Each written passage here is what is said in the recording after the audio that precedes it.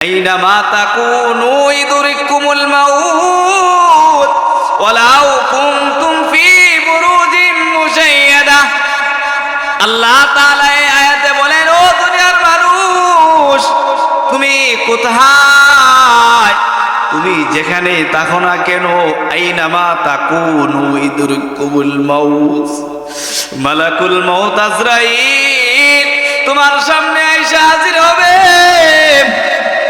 অন্য এক রিওয়ায়াতে পাওয়া গেছে, তুমি যদি 7 সমুদ্রের নিচে যদি একটা ছোট পাথর থাকে, ওই পাথরের ছিদ্র করে পাথর ভিতরে যদি ডইখা ওই পাথরের ভিতরে যদি তুমি শুইয়া থাকো আর ঘুমায়া থাকো আর চিন্তা ভাবনা করো, 7 সমুদ্রের নিচে যে পাথর, ওই পাথরের ভিতরে আমি লুকায়া লইছি, আমাকে আজরাইল দেখবে না। আজরাইল আপনাকে পাকড়াও করবে, ওই জায়গার মধ্যে আপনি যাইতে দেরি হবে, আজরাইল ওই জায়গার মধ্যে দাঁড়াইতে দেরি হবে না। এই জন্য আমি বলবো, সকল স্তরের মানুষদেরকে আমি জানাইয়া দেই, এই দুনিয়াটা ক্ষণস্থায়ী দুনিয়া, থাকার জায়গা নয়, ইচ্ছা করলে থাকতে পারবে না।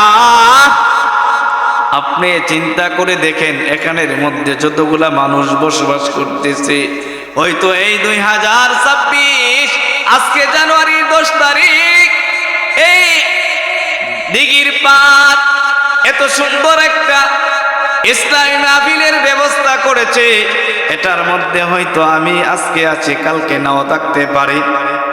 এই জন্য হায়াতের জিন্দিগিটা এমন ভাবে গড়াইবা, এমন ভাবে সাজাইবা, এমন ভাবে তোমার এই হায়াতের জিন্দিগিটাকে তুমি সাজাইবা। কবি বলেন, ও দুনিয়ার মানুষ, ও সকল নরনারী সকলকে বলতেছি, আল্লাহ তাআলা বলেন, তুমি এমন জীবন করো হে গঠন, মরিলে হাসিবে তুমি, কাঁদিবে এ ভুবন। এমন জীবন করিও না গঠন, মরিলে কাঁদিবে তুমি, হাসিবে ভুবন। এই জন্য কবি বলেন, এমন একটা জীবন তুমি গড়াও, এমন একটা জীবন তুমি সাজাও। আমার আল্লাহ তাআলা বলেন, লাহু মা ফিস সামাওয়াতি ওয়া মা ফিল আরদ। আমার আল্লাহ তাআলা বলেন, ও দুনিয়ার মানুষ, আমি আল্লাহ তাআলা তোমাকে আসমানের নিচে, আমি আল্লাহ তাআলা জমিনের উপরে, আমি আল্লাহ তাআলা এত সুন্দর করে আসমান সাজাইলাম, আমি আল্লাহ তাআলা জমিনকে সাজাইলাম, আর তোমার সুন্দর জীবনটাকে সাজানোর জন্য আমি আল্লাহ তাআলা এত সুন্দর ব্যবস্থা করে দিলাম।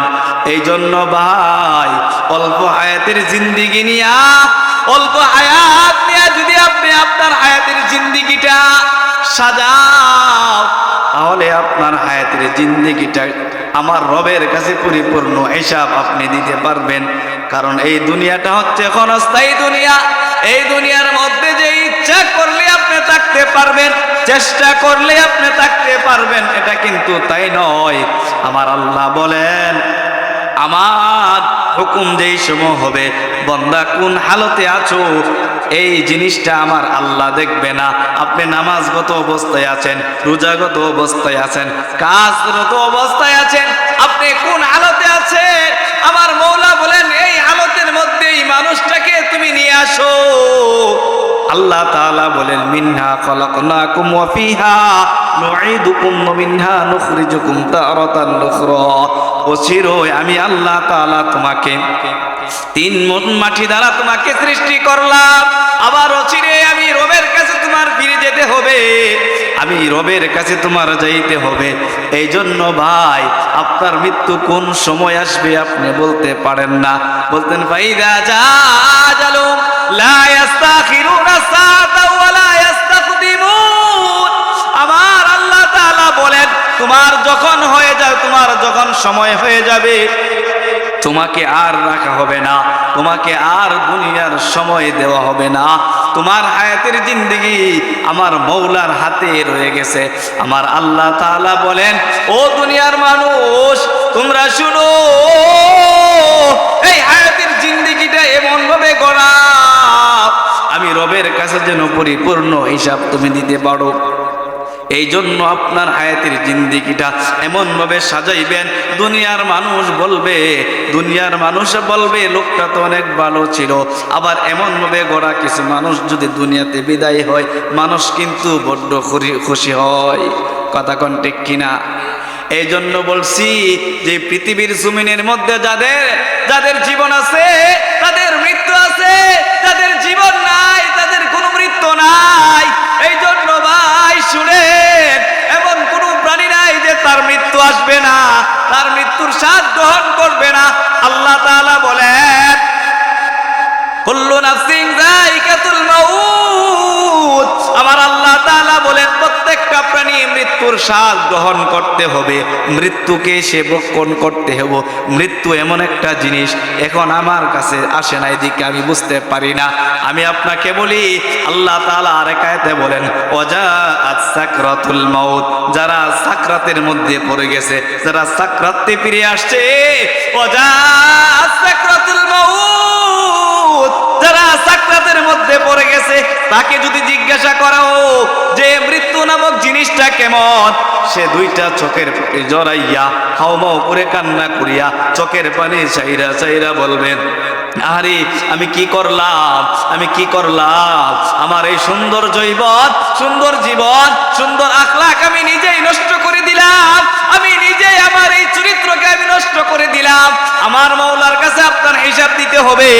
আপনি আপনার এই হায়াতের জিন্দেগি না কিভাবে শেষ করছেন, আপনি পরিপূর্ণভাবে আমার রবের কাছে হিসাব দিতে হবে। কারণ আমার রব বলতেছে, ও দুনিয়ার মানুষ শুনো, এই দুনিয়াটাকে খেলাই করে নষ্ট করে দিবেন না। কারণ এই দুনিয়াটার মধ্যে আপনাকে আমি আল্লাহ তাআলা পাঠাইছি, এমনি পাঠাই না। আমার আল্লাহ তাআলা বলেন ওমা খালাকাতুল জিন্না ওয়াল ইনসা ইল্লা লিয়াবুদুন। আমি আল্লাহ তাআলা প্রত্যেকটা মানুষকে ইবাদতের জন্য সৃষ্টি করেছি। আমার মৌলা আপনাকে আমাকে বড় মোহাব্বত করে ভালোবেসে ইবাদতের জন্য আমাকে সৃষ্টি করেছে। আর আমি আমার মৌলার ইবাদত করি না, আমার মন চাই জিন্দিগি আমি গড়াই, মন যা চায় তাই আমি কিন্তু করতে চাই। এই জন্য ভাই মন চাই জিন্দিগি পরিবর্তন করেন, এমন জিন্দিগি আপনি গড়ান। আপনার এই হায়াতের জিন্দিগির বড় দাম, আপনার হায়াতের বড় দাম, আপনার জিন্দিগির বড় মূল্য। আমার মৌলা বলে তোমাকে আমি যেই সময় দিয়েছি, এই সময়ের ভিতরে তোমার আখলাককে তুমি পরিবর্তন করো, তোমার হায়াতের জিন্দিগিটাকে তুমি সাজাও, এমন ভাবে সাজাইবা দুনিয়ার থেকে যখন বিদায় নিবা তখন মানুষ তোমার জন্য দোয়া করবে। আর এমন জীবন তুমি করিও না গঠন। কবি বলতেছেন এমন জীবন করো হে গঠন, মরিলে হাসিবে তুমি কাঁদিবে ভুবন। এমন জীবন করিও না গঠন, মরিলে খাদিবে তুমি হাসিবে এ ভুবন। এই জন্য ভাই এই দুনিয়াটার মধ্যে যা কামাই করবা, হাদিসের মধ্যে আল্লাহর নবী বলেন আদ-দুনিয়া মাজরাতুল আখিরাহ। আল্লাহর নবী বলেন ও আমার উম্মতের দল, ও আমার উম্মত, এই দুনিয়ার মধ্যে যা কামাই করবা তুমি পরকালে ঠিক সেই জিনিসটাই পাইবা। এই দুনিয়ার মধ্যে তোমার হায়াতের জিন্দেগিটা যদি নামাজ পড়তে পড়তে যদি কাটায়া যাও, হাসরের ময়দানে ওই নামাজ তোমার পক্ষ হইয়া তোমার সুপারিশ করবে জান্নাতে যাওয়ার জন্য। আমি বলছিলাম আরেক মাহফিলের মধ্যে যে আল্লাহ তাআলা কোরআনের মধ্যে বলেন ওয়ালতাকুম মিনকুম উম্মাতুন ইয়াদউনা ইলাল খায়র ওয়া ইয়ামুরুনা বিল মারুফ ওয়া তানহাউনা আনিল মুনকার ওয়া তু'মিনুনা বিল্লাহ। ও দুনিয়ার মানুষ তোমরা শোনো, যারা ঈমান আনছো, যাদের ভিতরে ঈমান আছে, যাদের ভিতরে আল্লাহ আছে, যাদের ভিতরে রাসূল আছে, যাদের ভিতরে আল্লাহর বই আছে, তোমাদেরকে এই দুইটা কথা আমি বলে যাই, তোমরা সৎ কাজ বেশি বেশি করে করো, তোমরা সৎ কাজ সৎ কর্ম তোমরা বেশি বেশি করো, আর অসৎ কাজকে তোমরা নিষেধ করো। দুইটা কাজ বেশি বেশি করার জন্য বলছে। এক নম্বর কাজ হলো সৎ কাজ। সৎ কাজের কোনো হিসাব নাই। আপনাকে সৎ কাজের আদেশের কথা বলছে, আর অসৎ কাজগুলা, গুনাহের কাজগুলা, অন্যায়ের কাজগুলা যেটি হয় এটাকে তুমি নিষেধ করো। কিন্তু আমি নিজেই তো এই অসৎ কাজের মধ্যে জড়িত আছি, আমি নিষেধ কিভাবে করব? আজকা এই ধর্মতীর্থ, এই দিঘির পার নূরে জামে মসজিদ, অতএব সকল যুবক বিন্দুরা ইচ্ছা করলেই আজকে পারত এখানের মধ্যে আইসা একটা নর্তকীর আসর, গানের আসর দিতে পারত, ঠিক কিনা?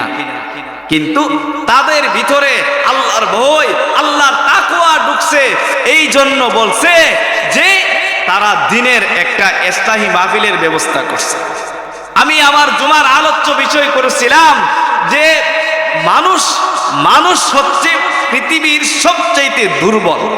মানুষ কি, কথা কি বুঝাইতে পারছি না? মানুষ হচ্ছে সবচাইতে দুর্বল, আর সব কিছু আমার চাইতে সবল, মানুষের চাইতে সব কিছু সবল। কারণ মানুষ কোনো কিছুই জানে না, মানুষ সে নিষ্পাপ হয়ে বের হয়। কথা বলেন ঠিক কিনা? আল্লাহ তাআলা বলেন, আমি প্রত্যেকটা মানুষকে আমি নিষ্পাপ বানাইছি। আমি আল্লাহ তাআলা নিষ্পাপ করে আমি দুনিয়াতে প্রত্যেকটা মানুষকে আমি পাঠাইছি। আমার কর্মের কারণে, আমার হাসিলতের কারণে, আমার অভ্যাসের কারণে, আমার আখলাকের কারণে, আমার চরিত্রের কারণে আমি অন্য